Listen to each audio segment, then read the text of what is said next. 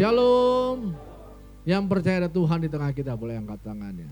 Makasih Bapak Gembala Ibu yang memberi kesempatan. Ya seandainya ada yang belum kenal, karena ini mungkin pertama kali saya datang ke sini. Nama saya Leonardo Sitorus, suami dari satu istri tentunya. Ya, anak 3. Ya, yang pertama udah lulus kuliah, bekerja. Dan yang kedua masih SMA, yang ketiga masih SD, bedanya 12 tahun. Nih Pak Steven ini guru musiknya anak saya waktu SD ya. Nah saya itu segala sesuatu by purpose dan by design. Saya belajar tentang kecerdasan anak. Yang punya anak masih sekolah boleh angkat tangannya. Ya saya berbagi ilmu ya, pengalaman lah. Bukan menggurui, berbagi pengalaman lah. Enggak jelek-jelek amat prestasi. Saya sering kali bilang gini, kalau mau dengar pembicara jangan dengar khotbahnya keren. Tapi pertama pelajari dulu, lihat dulu hidupnya seperti apa. Karena dari buahnya pohon itu dikenal. Di luar sana banyak pengkhotbah keren, jago. Saya ini pengkhotbah tahun 90-an rating nomor 1 ya. Di semua kampus, di semua kantor saya nomor 1. Bener. Tanya semua pengkhotbah tahun 90-an, Pastor Leo number 1. Saya prioritas nomor 1 pengkhotbah. Tapi saya tahu zaman berubah, ada banyak pengkhotbah keren muncul, funky, cool, keren. Saya angkatan pertama di City Harvest, belum ada GPCC, belum ada gereja-gereja anak muda. Saya berangkat ke sana ditugaskan untuk belajar. Saya muridnya Pastor Kong. Ketika belum ada yang namanya pastor di Indonesia, saya orang pertama yang pakai pastor di Indonesia. Sekarang saya malu dipanggil pastor, kenapa? Di mana-mana ada banyak pastor. Jelas nggak jelas, pokoknya pastor ya. Jadi saya suka bilang, udah panggil saya abang aja lah, kok aja kok, Pak, Mas, Bang ya. Karena kadang-kadang saya malu juga, pastor di mana-mana. Ya nggak salah juga ya. Saya punya banyak murid yang udah melayani jadi pengusaha sangat berhasil. Tahun 90-an mereka masih SMP, SMA. Mungkin kalau pengkhotbah yang termasuk yang paling berprestasi, namanya ada di mana-mana, mukanya di mana-mana itu Yeri Pati Nasarani. Pernah dengar? Itu supir saya selama 5 tahun. Dia saya muridkan dari pertama masih muda, baru lepas dari narkoba. Dia yang antar anak saya kemana aja, dia yang jemput saya pelayan kemana aja. Dan saya bilang, Yer, suatu hari lu jadi orang hebat ya, terkenal ya, lu jauh lebih hebat dari saya. Wah. Dan benar sekarang mukanya ada di mana-mana. Ya. Tapi sekali lagi Bapak Saudara, tidak hanya anak rohani ya, saya bertanggung jawab untuk anak-anak jasmani yang Tuhan percayakan. Anak pertama saya, ya ini gimmick lah ya, biar Anda wah gitu ya. Tapi nanti kalau mau cari tahu, ya nggak bisa 1 jam 2 jam karena ini perjalanan 22 tahun. Ini guru musiknya. Kenapa saya minta anak-anak saya bisa main musik? Karena musisi itu jenius. Yang setuju kan amin. Tapi saya temukan banyak musisi nggak suka matematika. Itu masalah ya. Jadi dari 8 jenis kecerdasan harusnya 8-8-nya bisa berkembang. Baik olahraga, jadi saya wajibkan semua anak saya jago olahraga, yaitu pastikan bisa berenang dari kecil. Karena kalau bisa berenang pasti suka olahraga lainnya. Tapi Anda bisa main basket belum tentu bisa berenang. Ngelihat air ketakutan. Dan itu bicara tentang rasa percaya diri. Olahraga harus jago, bahasa harus jago. Anak saya pertama bisa bahasa Prancis, Mandarin, bahasa Inggris. Dia lomba debat bahasa Inggris tingkat nasional 2 kali waktu SMA. Anak saya kedua jago banget bahasa Inggrisnya, lagi belajar bahasa Jepang. Yang ketiga dari lahir udah pakai bahasa Inggris, bukan karena les. Dengar musik setiap hari lagu bahasa Inggris.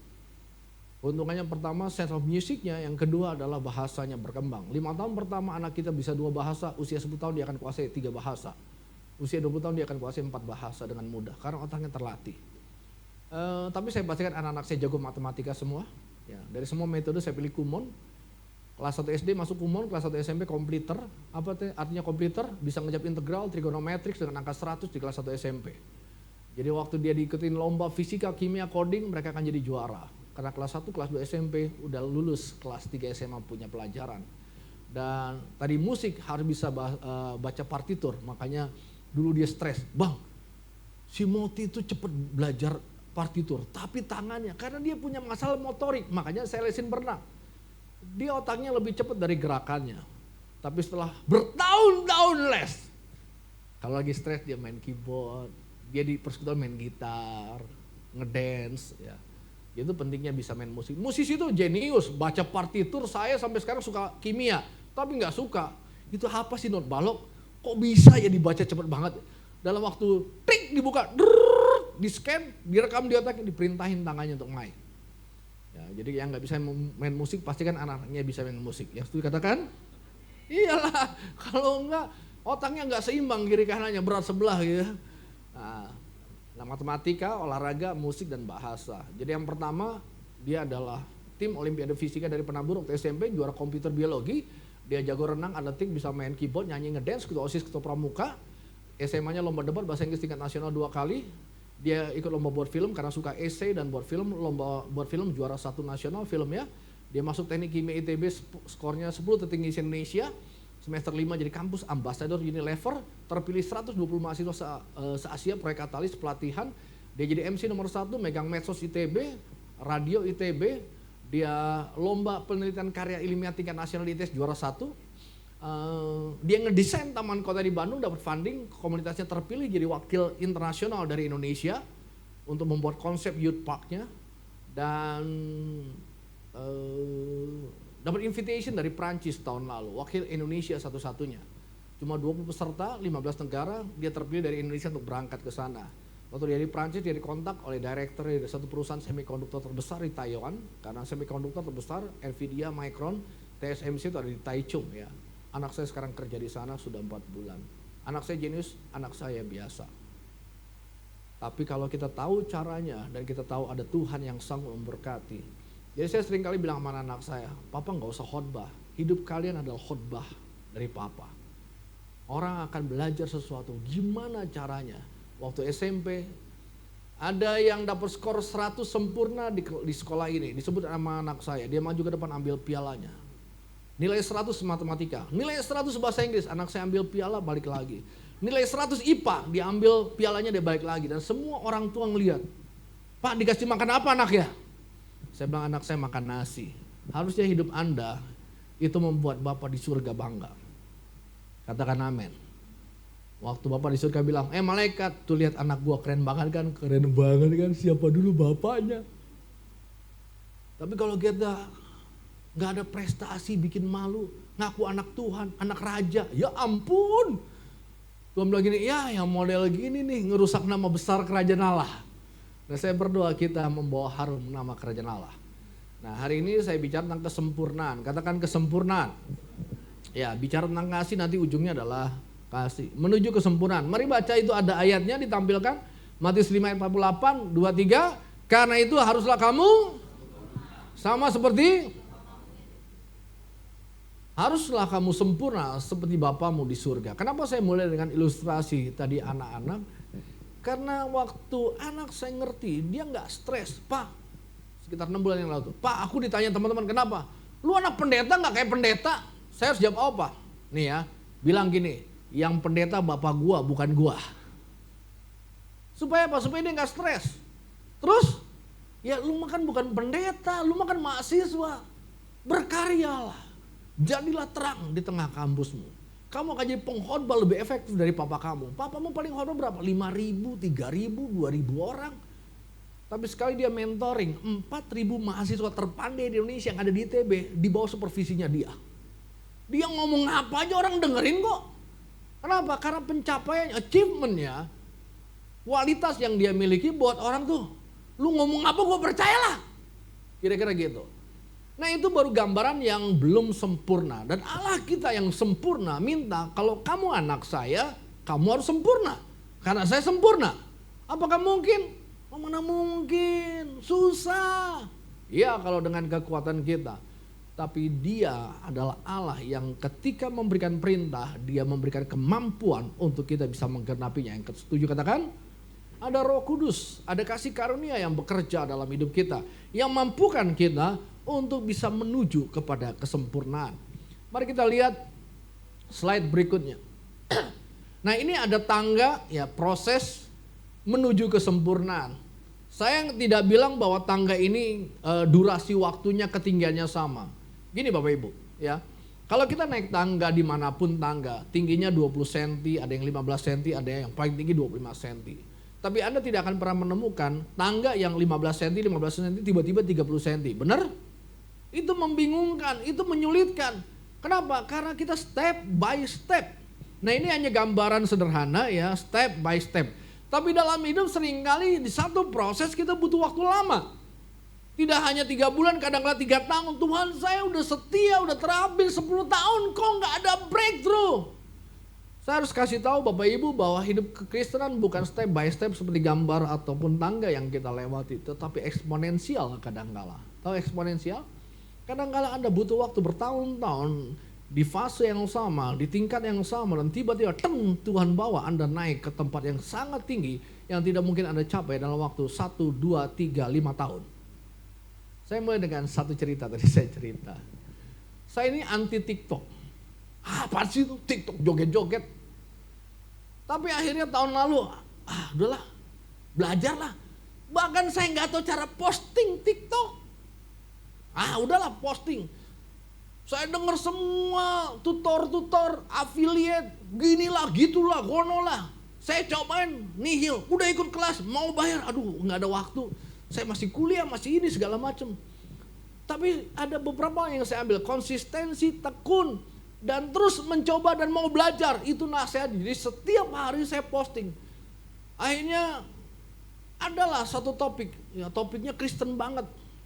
Tentang Yesus dan ayat-ayatnya. Saya posting rutin tiap hari.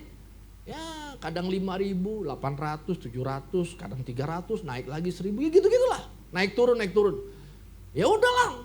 Saya nggak tahu kapan. Nah, tapi saya mikir, waduh ini Kristen banget nih. Agak sedikit lah yang nggak Kristen banget gitu ya. Tapi tetap positif. Saya buat akun berikutnya nih, sekitar 3 bulan yang lalu. Saya posting lagi. Ya ampun, 20, 30, 40, mentok. Viewernya 300, 200, 500, 300. Tembus, ya naik gitu. Ya udahlah. Karena saya belajar tentang konsistensi dan ada waktunya Tuhan. Nah dimulai dengan musibah. Kadang-kadang Tuhan bisa pakai musibah dalam hidup Anda. Musibahnya adalah server WA 2 minggu lalu tilang elektronik. Saya dapat 3 notifikasi dalam waktu seminggu. Tapi ternyata waktu saya ke kantor polisi ada 5. Karena memang waktunya bayar pajak, ya udahlah sekalian. Saya bayar pajak, Pak diblokir, urus. Nggak bisa, kepancoran. Waktu saya sampai kaget, banyak orang di situ. Dan singkat cerita Bapak Saudara, karena kemurahan Tuhan, saya ini nggak nyogok, nggak apa. Saya cuma bilang, Pak saya udah jauh-jauh dari sana, saya mau bayar pajak, keblok, saya bahkan mau siap bayar dendanya, tapi nggak bisa. Dijatah cuma 300 mobil satu hari. Anda tahu ada 132 kamera di Jakarta yang kalau satu kamera dapat 100 pelanggar, artinya ada 13.000 pelanggaran yang terekam satu harinya. Tapi hanya boleh 300 orang yang komplain dan ngurus. Yang lainnya ngantri. Jadi tunggu bulan depan Anda akan lihat ribuan orang antri di Pancoran sana. Dan tidak ada, ya bisa bilang nggak ada persiapan sama sekali dari petugas. Sana apa? Udah kacau balau. Jadi dalam saya udah capek, mau bayar aja nggak bisa. Saya mau pulang, saya tanya tukang parkir, Pak, saya ini mau nyangga, ada yang Bapak kenal nggak? Saya mau nanya doang, Pak. Oh dianterin ke belakang, ada petugas-petugas yang istirahat, Pak. Maaf Pak. Mereka duduk di bangku, ini perhatikan tentang kerendahan hati. Anda berhadapan dalam pelayanan, dalam bisnis, dalam apapun, kalau Anda rendah hati, Anda akan diberkati. Pak, saya mau minta tolong. Saya duduk di bawah Bapak Ibu, dia duduk di samping saya. Pak, ini saya mau sanggah tapi nggak bisa Pak. Bapak, tolong kasih penjelasan. Oh Pak, jangan duduk situ Pak, berdiri. Tapi pertama dia lihat adalah saya mau lebih rendah dari dia. Pak, saya nggak ngerti loh Pak. Ya mana? Wah, Bapak bukan 3, 5. Aduh, kok bisa 5 Pak? Iya ini, memang di komputer lebih lengkap Pak, gini udah jelasin. Terus saya harus gimana? Coba Bapak, siapa tahu ada yang kosong Pak, kesanggahan Pak. Saya naik ke atas, setengah jam sono udah kalang kabut, semua orang udah panik, udah stres. Ada yang 40 tilang harus dibayar. Dan harus tahu, satu tilang 500.000. Tuh pajak motor 300.000, dendanya hampir 10 juta. Nggak masuk akal kan, dibuang ke laut itu motor. Ditebus juga nggak bisa. Udah pada ada yang mau nangis, ojol-ojol udah pada begini. Saya turun lagi, Pak, nggak dapat antrian Pak, harus besok Pak. Jadi ya udahlah, coba sini. Nah ada tagihan saya di Jakarta Timur, saya beresin, saya bayar. Tapi yang di Jakarta Pusat itu ada 1,5 atau 1,8 juta, saya harus bayar. Dan saya bilang, Pak ini 2 saya nggak terima Pak. Kenapa? Nginjek garis doang Pak. Ya elah, berapa juta mobil nginjek garis mana kita lihat. Orang di depan kita ada mobil. Emang kita mau nyetir gini-gini? Kan nggak mungkin, nggak masuk akal. Belum lampu kuning. Indonesia ini kan keren banget. Lagi hijau, maju tiba-tiba kuning, bener nggak? Kita dari depan udah merah, difoto. Lampu merah. Jebakan Batman. Pak gini nih. Ayo, udah Bapak naik lagi ketemu Bapak ini. Saya naik lagi, ngantri lagi. Ngapain Pak? Nggak tahu Pak, saya disuruh Bapak itu cuma mau nanya Pak soal sanggahan. Mana nomornya? Saya kasih nomor polisi. Tahu apa yang terjadi? Ada kata kuncinya sanggahan. Jadi kalau disanggah, kita bisa bebas dari tuntutan. Dan saking banyaknya orang dia pusing, ini siapa? Nggak kenal, nggak ada nomor antrian. Dia sanggah semuanya. Halo? Dia udah nggak baca, dia sanggah 5-5-nya. Antri lagi di bawah Pak, saya nggak tahu ngantri ngapain, nggak punya nomor, berdirilah saya. Setelah setengah jam, saya masuk, Pak mau nanya aja Pak. Tadi saya ke atas, disuruh ke bawah, saya nggak tahu kemana Pak. Nomor platnya udah semrawut. Dia, Pak, ini semua udah beres. Bapak ke Jakarta Timur lagi? Oh iya. Nah saya ini tulus mau memberkati lah ya, bukan nyogok mah di depan ya. Aduh, ucapan terima kasih berarti orang yang di belakang tadi ngebantu saya. Dia WA, tolong Bapak ini. Saya cuma minta tolong, ini sanggahannya kemana prosesnya. Tapi ternyata lebih dari situ. Ditolong saya disanggah semuanya. Saya udah siapin nih, saya mau kasih nih si Bapak untuk uang makannya. Pas saya nyari kemana orangnya, udah pada pulang. Kelamaan nunggu saya, alias gratis. Saya ke Jakarta Timur, ke Samsat. Udah tutup Pak, besoknya saya periksa. Pak, kok bisa semuanya disanggah? Rezeki anak soleh Pak. Ya udah nih Pak, bayar pajak beres. Dikasih nota dinas, saya diberesin. Tapi yang lain begini. Nah, itu berkat pertama. Berkat kedua, saya cuma curhat di TikTok. Hati-hati minjemin kendaraan. Anda punya motor, datang teman pinjam dong motornya. Nggak pakai helm, 500.000. Masuk busway, 500.000. Lampu merah disabat lagi 500.000. Sekali minjemin motor 1,5 juta Anda tanggung. Yang bayar bukan yang make, yang punya STNK. Saya posting itu. Saya pikir yang nonton 3.000, 2.000. Tahu berapa yang nonton?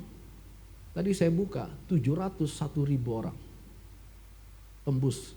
Dan teman saya baru WA barusan. Bro, lu kontennya masuk di grup RT gua bro. Jadi bukan lagi di share, di repostnya 8.700 kali di repost. Komennya entah ada ribuan. Tapi yang lebih banyak adalah di grup WA udah disebar muka saya. Hati-hati berkendaraan di Jakarta. Dan setiap saya post 50.000, 40.000, 30.000. Apa pelajarannya? Saudara, kadang-kadang dalam pelayanan kita udah bertahun-tahun segitu aja. Benar atau benar? Ya lu lagi. Tapi tetaplah setia, tetaplah melayani, tetaplah menabur, tetaplah belajar. Karena Anda nggak tahu ketika si eksponensial datang dalam hidup Anda. Follower saya yang 80, barusan berapa ya? 980 dalam waktu 3 hari. Saya bisa punya keranjang kuning, orang bilang. Gini ini pendeta ngerti ya. Di otak saya udah tahu saya jualan apa aja, udah tahu. Tadinya semua ilmu saya terapin, ya begitu aja. Bahkan ngebuat postingannya juga saya tuh 1 menit. Gini, tok posting. Gak diedit, tok. 10 menit 3 postingan. Dan tidak ada yang di bawah 40.000 viewernya. Kembali lagi, kalau Tuhan mau promosikan hidup Anda, gak butuh harus inilah, itulah, inilah, modal lah, inilah. Gak salah, tapi tangan Tuhan jauh lebih besar dari keterbatasan kita. Katakan, saya bilang anak saya, papa lu gak punya duit. Berapa teman kamu yang pergi ke Eropa dari kampus kamu? 1M Pak, 1 tahun pertukaran pelajar. 1M. Bahkan dia pernah ngajuin ke UK untuk dia ikut summer class. Pak, aku gak punya IELTS Pak. Berapa tesnya? 3,5 juta. Papa gak ada duit, skip. Kalau ada duit berarti kamu bisa apply, kalau enggak lupain.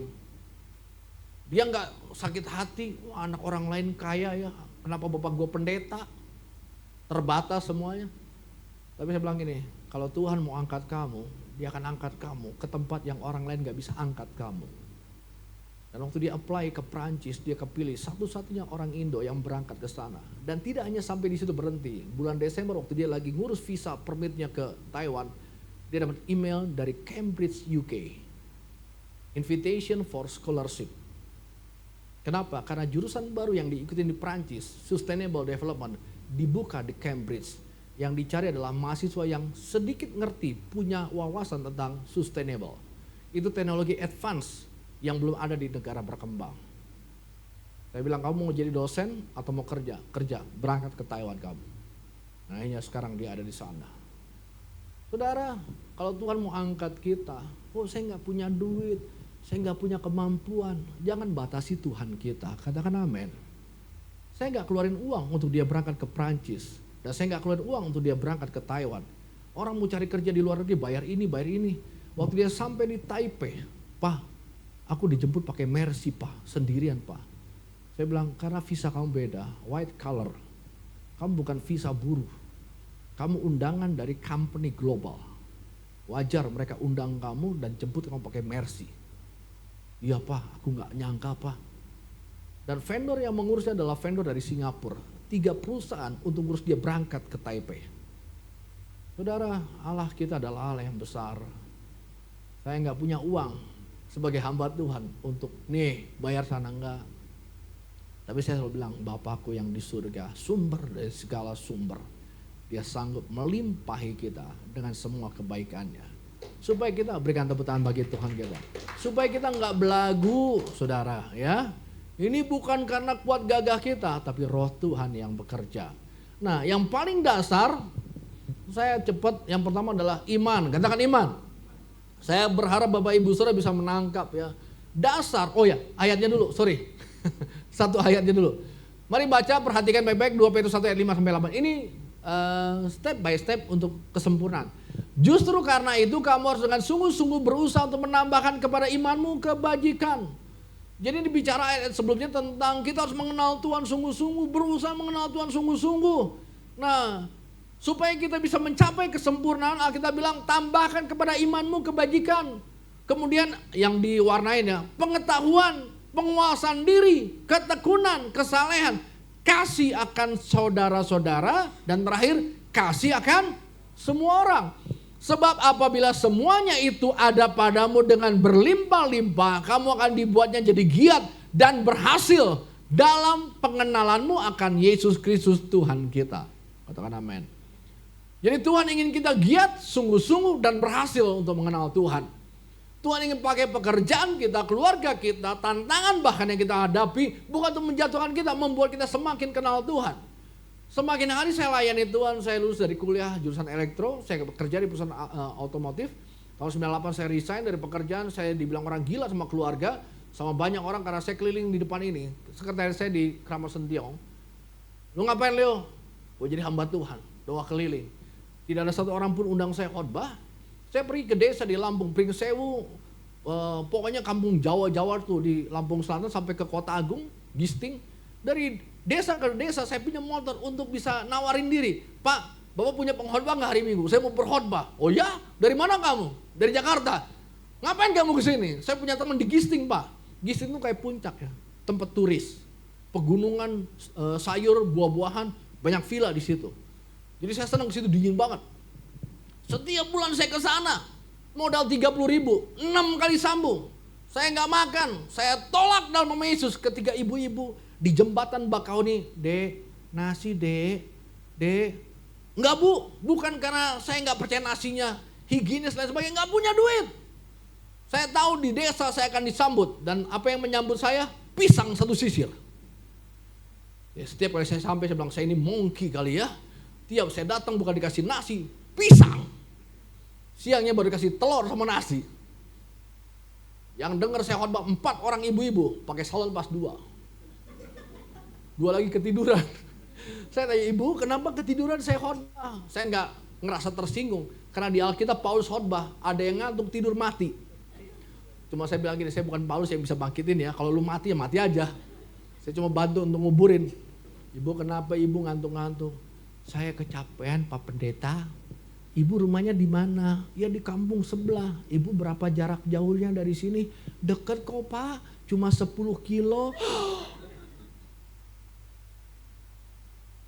Jadi dia harus lewati sawah, bukit, sawah untuk datang ibadah. Luar biasa tekadnya, tapi luar biasa juga tantangannya. Karena capek bukan main, kena angin sepoi-sepoi, tiap khotbah dia tidur. Menikmati hadirat Tuhan. Tadinya saya mau marah, tapi gak jadi. Tuhan, siapa kita di Jakarta yang masih ada Gojek, masih ada TJ, dan Jack Linko, yang ngerti katakan. Tapi waktu saya khotbah di depan 4 ibu-ibu, saya bilang, when you act locally, think globally. Tuhan, saya khotbah di depan 4 ibu-ibu, tapi suatu hari saya akan khotbah di depan 4.000 orang. Dan 8 bulan kemudian saya khotbah di tenis indoor stadium. Pembicara pertama Jonathan Patiasina, dan saya pembicara berikutnya. Waktu saya khotbah depan 4.000 orang, saya bilang gini, saya ingat yang 4 ibu-ibu tadi. Apa bedanya 4 ibu-ibu dengan 4.000 orang? Nggak ada bedanya, sama-sama kawanan dombanya milik Allah. Amin. Iman itu dasarnya, basicnya. Next, ya slide-nya. Jadi tangga tadi dimulai dengan, ini penjelasannya yang ke tadi aja. Tangganya ya. Kliknya satu-satu ya, jangan langsung muncul. Bisa mundur gak? Iman itu paling dasar. Orang benar akan hidup oleh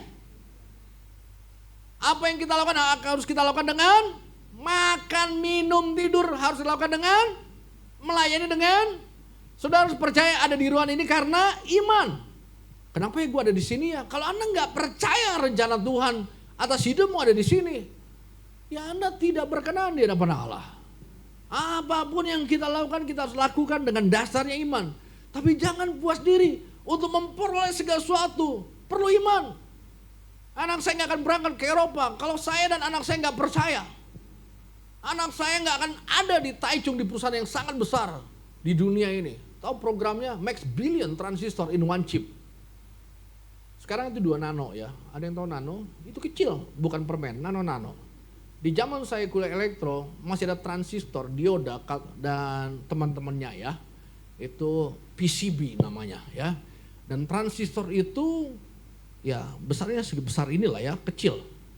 Dan tahu saudara di satu chip sekarang ya, dengan besar 2 nano, kecepatannya handphone yang Anda miliki yang paling canggih sekarang. Dan mereka sedang berusaha untuk nembus 1 nano. Kalau itu tercapai, buang semua handphone Anda. Karena handphone yang paling canggih ini, itu seperti Nokia jadul 20 tahun lalu. Cepatnya bukan main. Makanya gak heran kenapa DeepSeek bisa mengalahkan ChatGPT. Karena Nvidia mengeluarkan teknologi yang baru. Tapi itu pun belum support sampai 1 nano. Jadi dia direkrut untuk menjadi satu tim untuk bisa membuat proyeknya berhasil. Max Billion Transistor in One Chip. Saudara, saya percaya Tuhan menyediakan hal yang besar untuk hidup kita kalau kita percaya. Tuhan tidak merancang hal yang kecil dalam hidup Anda. Tuhan merancang hal yang besar untuk masa depan Anda. Di depan raja-raja engkau akan berdiri, kata Alkitab. Katakan, jadi jangan, aduh kita mah gereja kecil, ya kita mah keluarganya ya keluarga biasa-biasa, ya kita kan gak punya duit. Saya bilang anak saya yang kedua, kamu nanti kuliah ke luar negeri, papa gak punya duit tapi papa punya iman. Dari mana duitnya Pak? Tenang.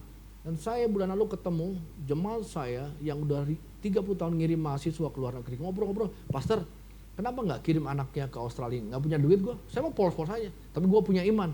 Kalau gitu, kalau punya iman belum punya duit, saya yang sekolahin dia gratis di sekolah saya bayarin untuk sampai tembus ayatnya 750. Oh iya? Nggak bayar? Jangan bayar. Kapan mulainya? Dan mulai minggu ini dia mulai. Dan lulus SMA dia akan berangkat. Kecuali mau pilih ke Jerman. Tapi kalau ke Australia dia akan cover semuanya. Hey, saya nggak punya duit. Tapi saya percaya Bapak saya baik. Kalau hari ini Anda banyak keterbatasan, jangan pernah lupa janji Tuhan. Iman timbul dari pendengaran akan firman Allah. Amin. Tapi jangan berhenti di iman, tambahkan kebajikan. Katakan kebajikan. Nah, mundur satu slide. Tadi yang penjelasannya, apa yang dimaksud kebajikan?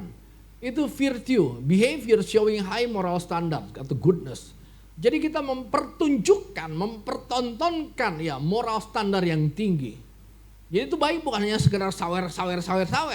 Tapi hidup kita itu dihormati, punya standar moral, value yang tinggi. Itu yang Tuhan kehendaki. Tidak salah dikenal punya iman. Tapi apakah orang di kiri kanan Anda menghormati saudara? Menghargai kita karena kita punya value? Atau kita orang, sama aja lu. Sama aja dengan gua. Kalau gitu, maka kita hanya berhenti di level iman. Iman tuh basic banget. Pondasi. Sebesar apapun gedung tergantung pondasinya benar. Itu penting, tanpa iman roboh semuanya. Tapi kalau iman gak ditambah dengan kebajikan, maka juga Alkitab bilang kita gak akan menuju kesempurnaan. Setelah itu pengetahuan, katakan knowledge. Nah saya gak bisa posting di TikTok yang hanya tembus 700.000 viewer dalam waktu 4 hari kalau saya gak tahu cara mempostingnya. Orang yang gak mau belajar tuh orang sombong, Bapak Ibu. Kalau kita rendah hati kita mau terus belajar. Katakan, nih ya, sekarang ada satu jemaat saya, ini kondisi negara kita. Dia buat produk baru, parfum. Dia buat lowongan kerja, butuh 5 orang. Gajinya berapa? 2 juta. Nanti ditambah bonus-bonus. Saudara tahu berapa yang antri untuk kerja? 180 untuk gaji 2 juta. Dan dia pelajari lagi, pastor, waktu saya pelajari lagi, dari 180, 100 orang lebih usianya 30 tahun ke atas. Anda ngerti gak 30 tahun ke atas? Dia pernah kerja, tapi diberhentikan. Bapak punya tanggungan, saya punya istri, punya anak. Bapak tahu ini pekerjaan gajinya masih sangat terbatas. Saya harus kerja supaya anak saya bisa makan. Apa aja. Saya punya semangat untuk kerja. Saya harus hidup. Dan dipelajari lagi. Mayoritas sarjana. Sekarang kondisi ekonomi kita sarjana. Berani ngambil 2 juta untuk kerja. Kenapa sih mau? Daripada makan sama emaknya nebeng. Mendingan dia makan dari kerjanya walaupun gak punya duit apa-apa.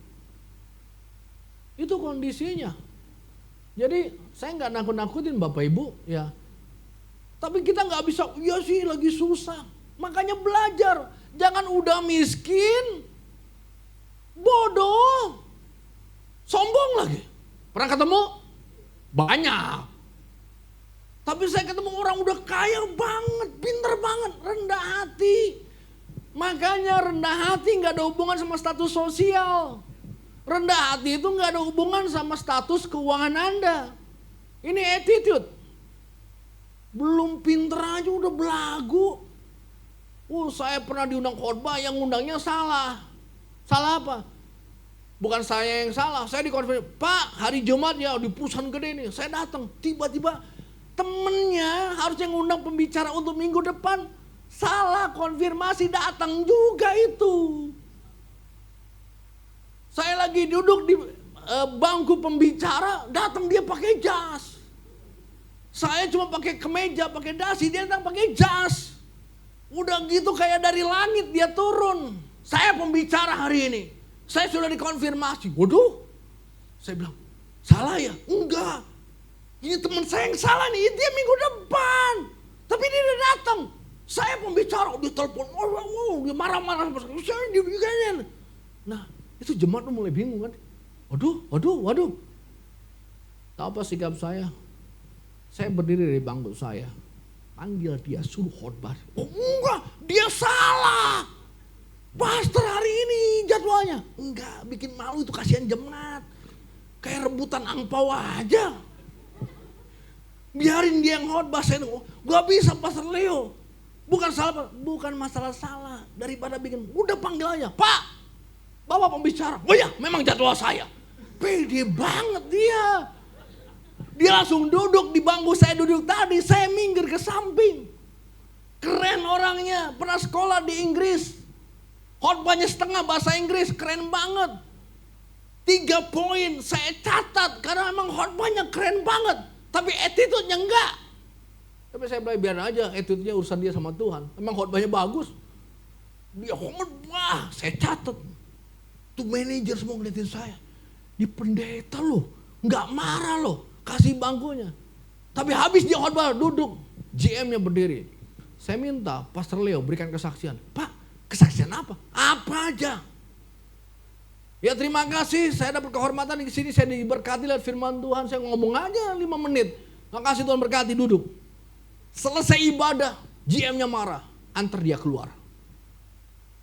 Itu pembicara diusir, diantar keluar sama yang salah ngundangnya. Pak silakan, saya ngobrol sama semua. Itu pembicara disuruh di luar, disuruh pulang. Dan saya dikasih, Pak, saya kasih persembahan kasih untuk Bapak. Oh, saya enggak khotbah, Pak. Iya memang ditukar jadi minggu depan, tapi ini minggu saya diberkati. Bukan lewat khotbah Bapak, tapi lewat sikap Bapak.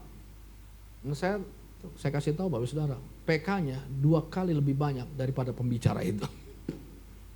Tetaplah rendah hati. Pengetahuan, saya waktunya kalau udah habis kasih tahu ya, habis ya? Belum ya? Nah pengetahuan itu ada 2, katakan 2. Alkitab, umum. Nah saya ketemu banyak orang jago banget tuh pengetahuan Alkitabnya, A sampai Z dia tahu sekolah teologi ya. Bapak Ibu saya hari ini sampai hari ini masih sekolah Alkitab, masih sekolah teologi ya, masih lagi nyusun tesis. Ikut seminar bla bla bla, salah enggak. Tapi saya temukan banyak orang kuat di firman Allah, enggak kuat pengetahuan umumnya. Sebaliknya ada orang tuh pinter banget, semua gelar diperoleh, tapi enggak tahu Alkitab. Seimbang, kuasai Alkitab dan kuasai pengetahuan umum. Amin. Tadi saya mention sedikit, Bapak Ibu, mari teknologi sekarang udah digital ya. Anda bisa buat kreasi, film, video, tutorial, buku, dan semua dalam bentuk digital. Ya anak saya bilang, Pak kalau ini proyeknya tembus sebentar lagi Pak, dunia berubah Pak. Yang gaptek akan jadi penonton. Dan seringkali saya ketemu, saya udah tua. Aduh itu alasan, itu bukti sombong. Kok menghakimi? Bukan. Kalau kita rendah hati walaupun kita udah tua, kita mau terus belajar, katakan amin. Guru-guru saya tuh masih baru lahir, umur 20-an, Pak harus gini-gini. Iya, itu kita mau rendahkan hati untuk belajar, dapat ilmunya. Mungkin saya lebih tahu dalam pengetahuan Alkitab daripada dia. Saya udah pelayanan 35 tahun khotbah, cukup lama. Dari umur tahun, saya masih kuliah saya udah khotbah keliling. Tapi dalam pengetahuan umum saya masih kalah, nah saya perlu belajar. Mana saya, Pak pakai medium.com Pak kalau mau publish buku atau lain sebagainya. Oh iya medium.com. Apa itu? Ya cari tahu lah Pak. Medium.com. Banyak Anda nggak tahu juga kan.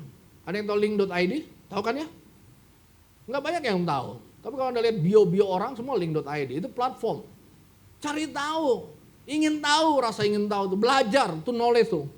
Habis itu kuasai diri. Nah saya cepat-cepat aja, kuasai diri. Sekarang ini masalahnya bukannya masalah iman. Penguasaan diri ini tantangan yang luar biasa. Temen ganti motor, ikut-ikutan ganti motor. Halo, saya lagi cerita yang di ujung Kulon. Sama yang di mana tuh?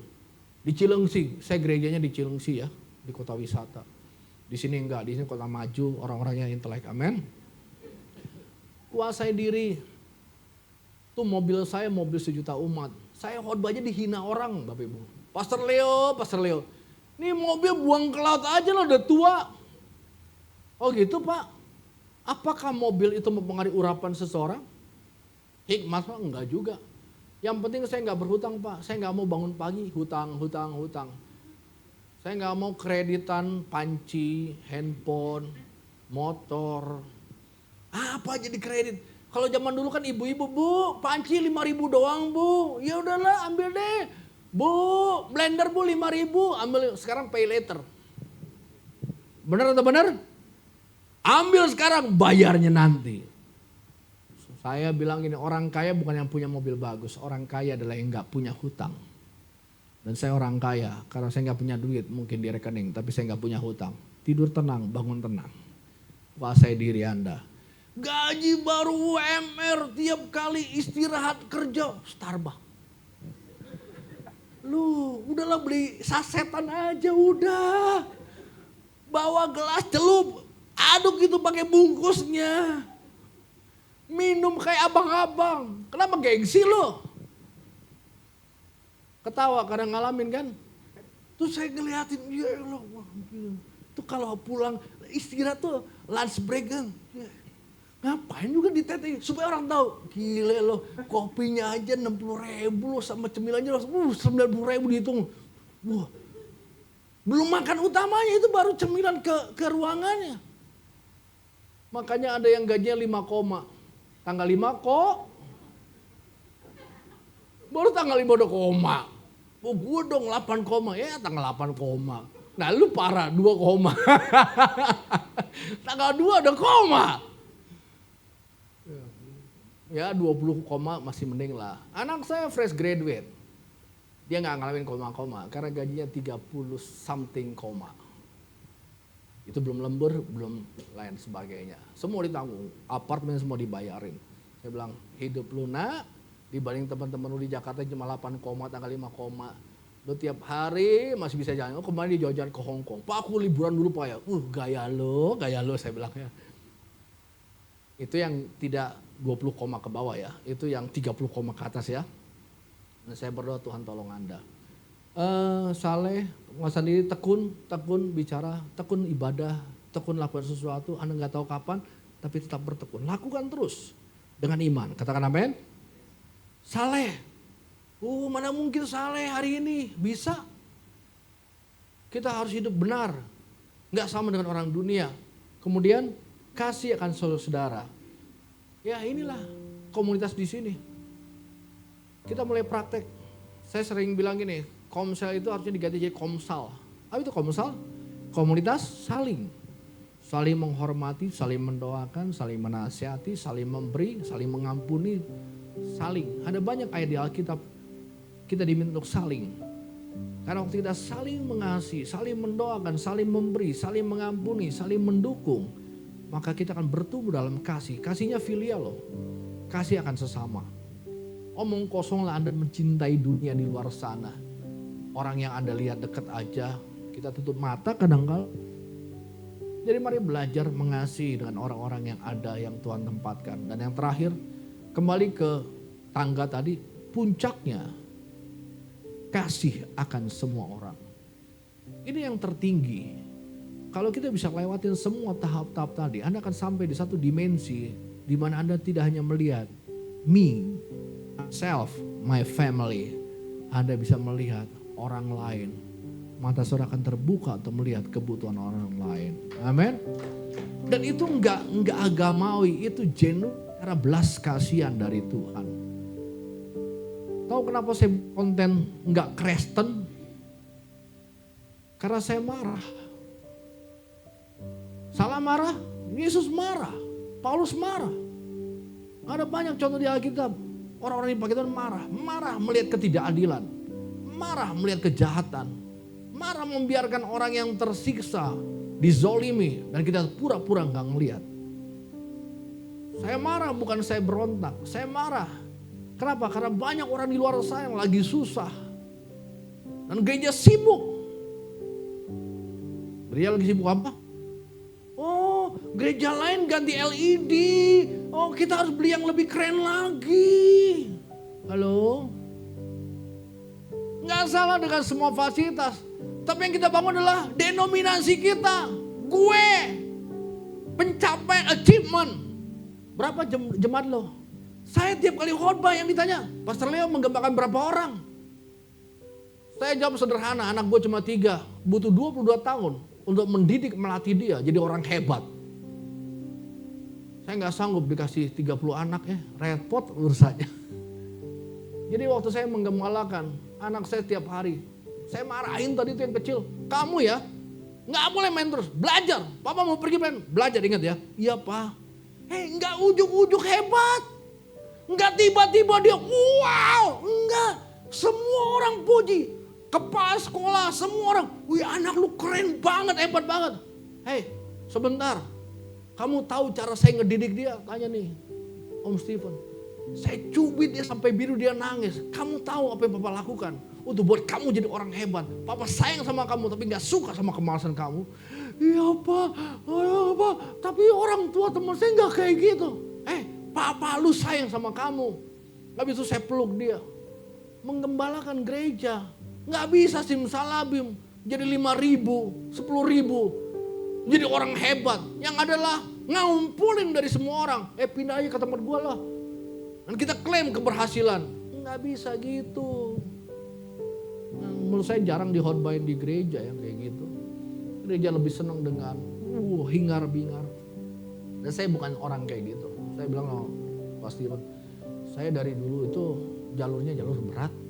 Ngedidik orang tuh pelan. Tiap hari. Kadang mereka, pastor kapan kita jadi orang keren? Kapan kita terkenal? Ada waktu Tuhan. Tadi saya bilang Yeri Patinasara nih. Yer, kamu gak marah saya jadiin supir? Enggak Pastor Leo. Antar saya ke Bandung. Yer jemput saya.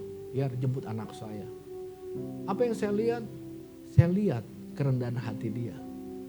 Tapi waktu saya bilang, Yer suatu hari kamu akan jadi orang hebat. Kamu akan dikenal di bangsa ini. Kamu akan jauh melebihi saya Yer. Enggak lah pastor, saya mah yang penting melayani. Enggak, kamu akan jadi orang hebat. Dan sekarang dia ada hampir semua podcast dia masuk, TV. Tapi kalau ketemu saya, Pastor Leo terima kasih untuk semua didikannya. Saya berdoa Bapak Ibu di tempat ini mau diproses Tuhan. Amin. Supaya kita menuju kesempurnaan. Enggak usah lah cemburu sama gereja atas, gereja bawah, gereja samping, kiri kanan. Cek toko sebelah. Kejar kesempurnaan. Karena dari buahnya lah pohon itu dikenal. Amin. Saya percaya dari wanita ini kalau lahir orang-orang terbaik. Enggak susah lah. Tuhan akan promosikan, angkat. Orang akan bilang gini, keren banget tuh orang-orang ya. Keren banget ya. Iyalah. Karena Bapa kita di sorga sempurna. Mari kita jadi orang-orang yang menuju kesempurnaan. Mari kita berdoa.